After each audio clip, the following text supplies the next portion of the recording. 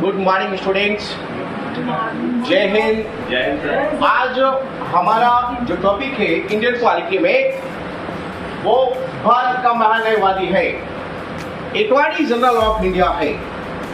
हम Indian quality पढ़ रहे हैं और इसमें काफी इंपॉर्टेंट टॉपिक है, जिसके बारे में हम आज जानेंगे। कहा जाता है कि भारत का जो सर्वोच्च पदाधिकारी जो होता है, विधि पदाधिकारी,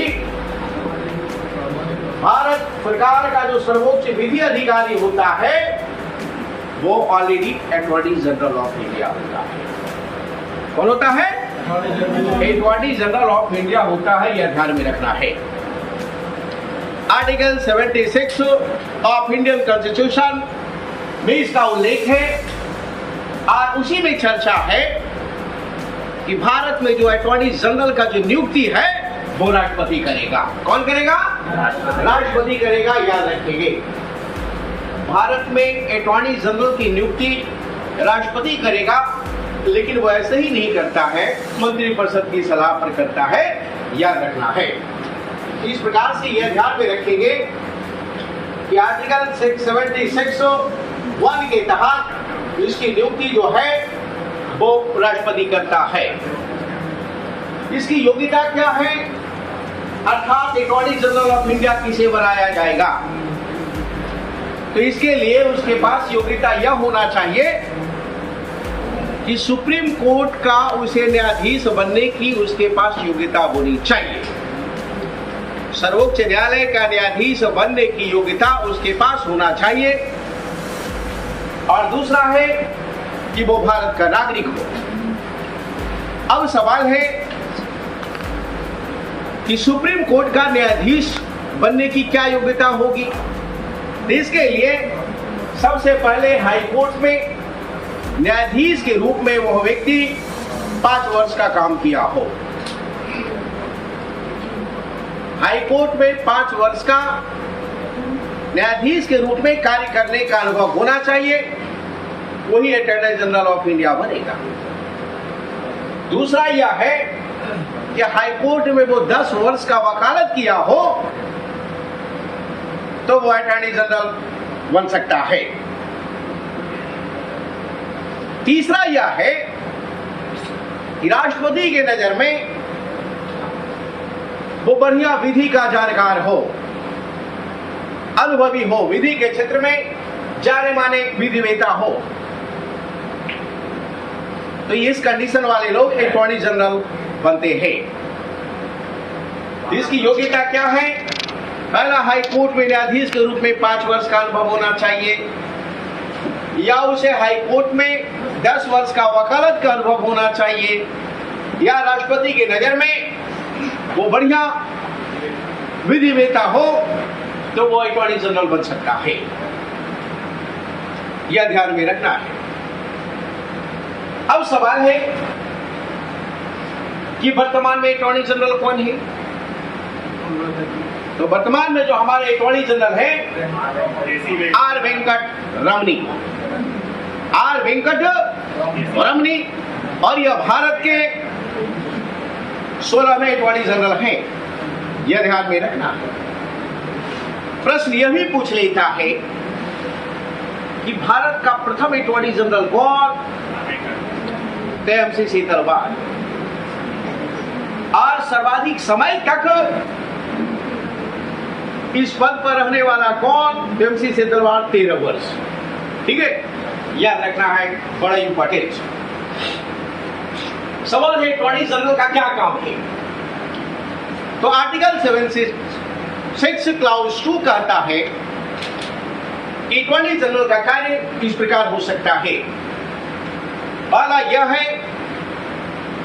कि भारत सरकार को विधि संबंधित सलाह देता है, लेकिन यह ध्यान में रखना है कि यह जो सलाह इसका होगा, इसका राय मशविरा होगा, वो जबरदस्ती सरकार पर थोप नहीं सकता है, उसकी बाध्यता नहीं होती है, याद रखना है। दूसरा यह है कि राष्ट्रपति द्वारा सौंपा गया कार्य जो विधि क्षेत्र से संबंधित हो उसका ये निपटारा करेगा। तीसरा, संवैधानिक कार्य जो होता है उसका ये निपटान करता है।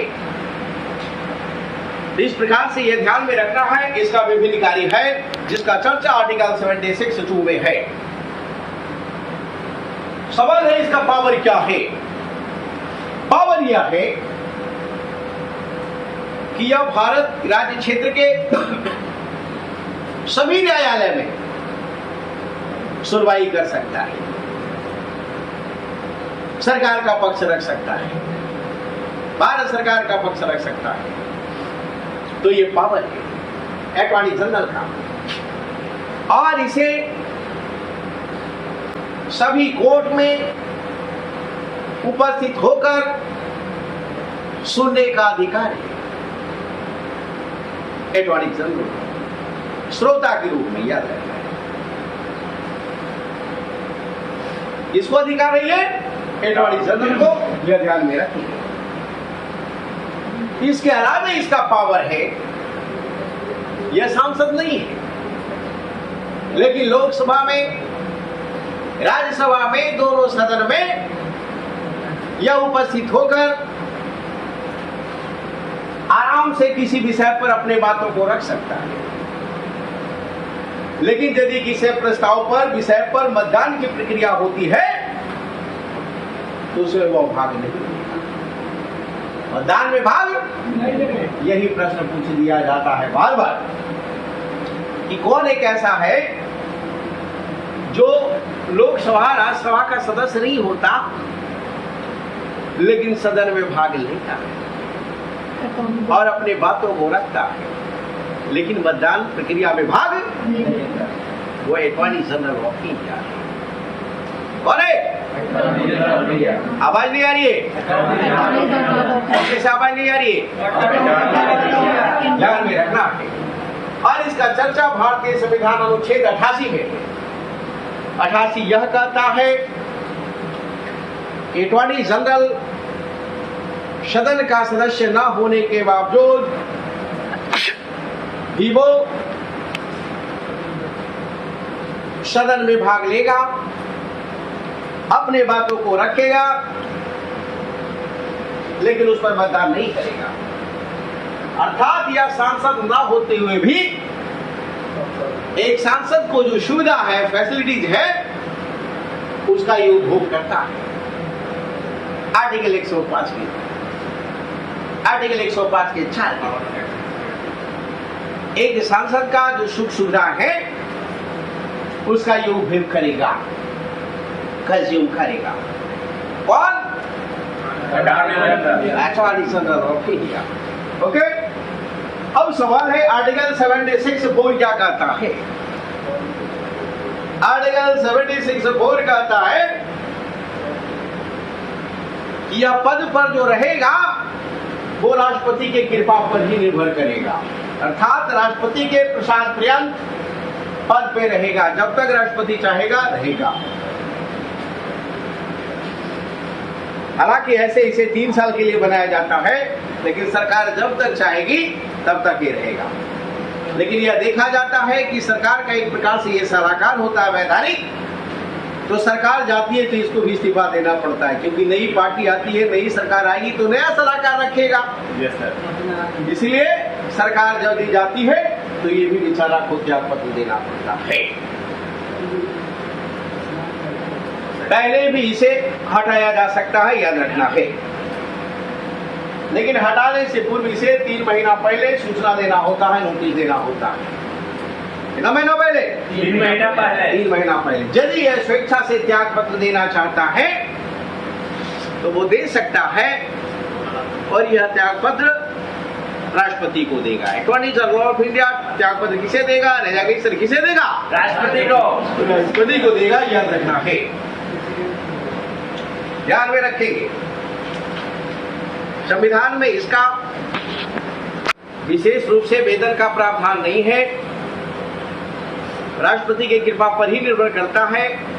तो राष्ट्रपति मर्जी के अनुसार वेतन देता है। ऐसे इसका वेतन इस रूप में 90,000 रुपया मिलता है। इसके अलावे प्रत्येक पेशी से संबंधित अलग से पेमेंट होता है, तो यह ध्यान में रखना है। यह एक ऐसा पद जो सरकार के अधीन नहीं है, याद रखेंगे। ये सरकारी सेवक के रूप में नहीं है, फिर भी इसका वेतन भारत का संचित निधि से मिलता है, याद रखना है। या सरकारी सेवक नहीं है, फिर भी इसका वेतन भारत के संचित निधि से नहीं मिलेगा, याद रखना है। वो भी संवैधानिक रूप से निजी निश्चित नहीं है, राष्ट्रपति के मर्जी के अनुसार।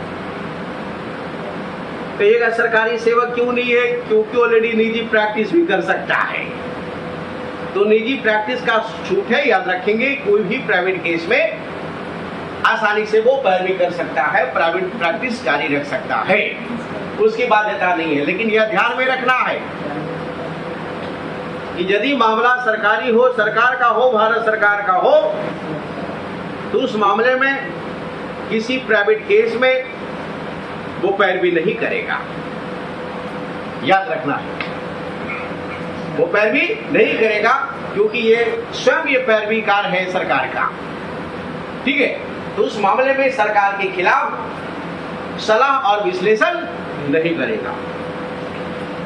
सरकार के विरुद्ध यदि मामला आता है तो उसमें किसी प्राइवेट पर्सन को वो सलाह नहीं देगा और उस मामले का विश्लेषण नहीं करेगा। तो ये हमारा अटॉर्नी जनरल ऑफ इंडिया है, ध्यान में रखना है।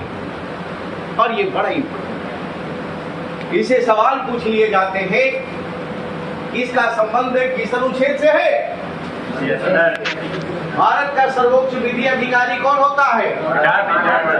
जोर से बोलो। एक अटॉर्नी जनरल को हाई कोर्ट में न्यायाधीश कितना कर सकता है? हाई कोर्ट में कितना को वकालत कर सकता है? किसके नजर में वो विधिवेता होना चाहिए? राष्ट्रपति के नजर में होना चाहिए। विधि संबंधित सलाह केंद्र को कौन देगा? Attorney general of India. और क्या अटॉर्नी जनरल को सभी न्यायालय में सुनवाई करने का अधिकार है? Yes sir. क्या उसे श्रोता के रूप में वो उपस्थित हो सकता है? Yes sir. क्या दोनों सदन में भाग लेगा? Yes sir. क्या अपने बातों को रखेगा? Yes sir. क्या वोटिंग सिस्टम में भाग लेगा? No sir. क्या सांसद सुविधा का उपयोग करेगा? Yes sir. इस अनुच्छेद के तहत, इसके तहत 105 के तहत, याद रखना है। और किसके कृपा पर ये पद पर बना रहता है? और राष्ट्रपति किसके सलाह पर इसको अटॉर्नी जनरल बनाता है? मंत्री परिषद, याद रखिएगा। और इसे हटाने से कितने महीने पूर्व किया जाता है? त्याग पत्र यह किसको देगा? राष्ट्रपति को। क्या इसे एक वेतन के अलावे ऑलरेडी पेशी से संबंधित अलग से पेमेंट होता है क्या? यह बताओ, क्या ये सरकारी सेवक के रूप में काम करता है? क्या ये प्राइवेट प्रैक्टिस कर सकता है? क्या सरकारी यदि मामला हो तो उसमें उसी मामले से संबंधित प्राइवेट रूप से सलाह देगा? नहीं देगा। बताओ, कौन एक ऐसा भारत के अटॉर्नी जनरल है जो सर्वाधिक समय तक रहा? शीतल होगा, है ना। चलो और बताओ कि वर्तमान में अटॉर्नी जनरल कौन है? वेंकट रमनी, आर वेंकट रमनी, याद रखना है। और ये बड़ा इंपॉर्टेंट है, जिसे 1 अक्टूबर 2022 को बनाया गया है। 1 अक्टूबर 2022 को, समझ गए? कोई दिक्कत? अटॉर्नी जनरल से संबंधित क्वेश्चन आएगा तो छूटेगा कि बनेगा? बनेगा। बनेगा कि छूटेगा? बनेगा। बन जाएगा। इस प्रकार अभी तक आप संवैधानिक विकास पढ़ चुके हैं, संवैधानिक निर्माण पढ़ चुके हैं, संवैधानिक स्रोत पढ़ चुके हैं, प्रस्तावना पढ़ चुके हैं, विशेषता पढ़ चुके हैं, राज्य और पुनर्गठन पढ़ चुके हैं, और राज्य उसके क्षेत्र पढ़ चुके हैं, नागरिकता पढ़ चुके हैं, प्रस्तावना पढ़ चुके हैं, मौलिक अधिकार पढ़ चुके हैं, नीति निर्देशक तत्व पढ़ चुके हैं, और मौलिक कर्तव्य पढ़ चुके हैं। इसके अलावा राष्ट्रपति आपने पढ़ा है, उपराष्ट्रपति पढ़ा है, अटॉर्नी जनरल आपने आज पढ़ लिया है, आगे हम लोग पढ़ते रहेंगे। और इस प्रकार से आपका जो टॉपिक और सिलेबस है काफ़ी आसान हो रहा है। इसी के साथ ये टॉपिक अपना विराम लेता है। That's all. दोस्तों आज के वीडियो में इतना ही। वीडियो पसंद आई हो तो वीडियो को लाइक कीजिए, चैनल पर नए हैं तो चैनल को सब्सक्राइब कीजिए। मिलते हैं अगली वीडियो में, तब तक के लिए एंजॉय योर लाइफ।